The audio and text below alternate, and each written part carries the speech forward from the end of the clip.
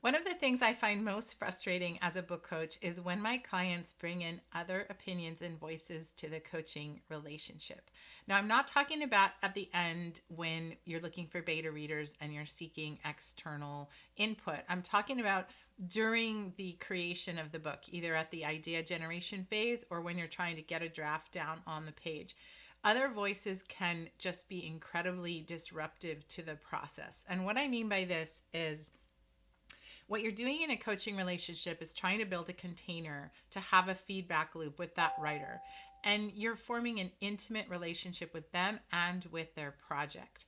And if you're giving feedback, and before the writer even can respond to your feedback, they've gone to somebody else and had a whole other discussion offline and then come back to you and said, well, I decided not to do what you said because my husband said da da da da da. Or on a nonfiction book, sometimes you get like my marketing team or my branding team says this title's better than this title, so I'm going to do that. What's frustrating about it is that it's undermining the trust that the writer has in you, but more than that, the trust that they have in themselves. When they're constantly looking to outside validation or outside input, they're not trusting their own gut. And part of the reason a book coach is so effective is that we're helping the writer do that. We're helping them, we're providing scaffolding for them to know what they want, for them to know what the vision they want to bring to life is it on the page, and is that right, and do they like it, and is it working, and is it effective. And what's so powerful about the coaching relationship is when it works, that is precisely what the writer builds, is confidence in their own vision, confidence in their own skills, a belief that they can do this, a belief that what they have is good and worthy. And that's the power of it. So if they're constantly saying, oh, my sister-in-law said this and da da da, and normally when somebody's doing that, it's not just once and it's not just one person, it's all the people. And sometimes I'll get on a call with somebody and with a new client, and they're talking about all the input and all the things and all the blah, blah, blah, and it's just like, whoa, I don't even know how I can add value here to help you sort all this out, because you're not listening to yourself. You don't know what you want. And so in that situation, I have had the experience where that client relationship has not been good, and I have not moved forward with that client because it's too frustrating. It's too hard for me to do what I do.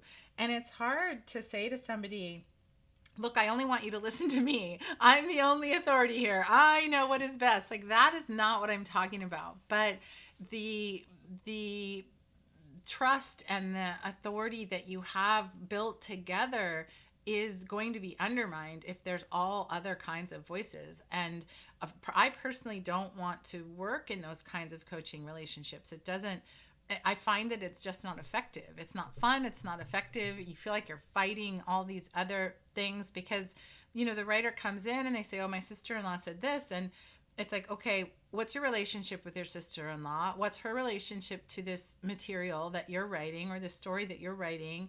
Are they a reader? Are they a writer? Are they a expert in this field? Are they your ideal audience? Like, you have to understand what that relationship is. Then you have to understand, how did they approach that person?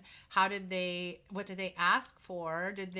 Were they asking for something specific? Were they just sort of flinging the door open and say, tell me what you think? Were they looking for validation? Like, now you're talking about managing that relationship, not so much the actual work of helping them know what they're trying to do.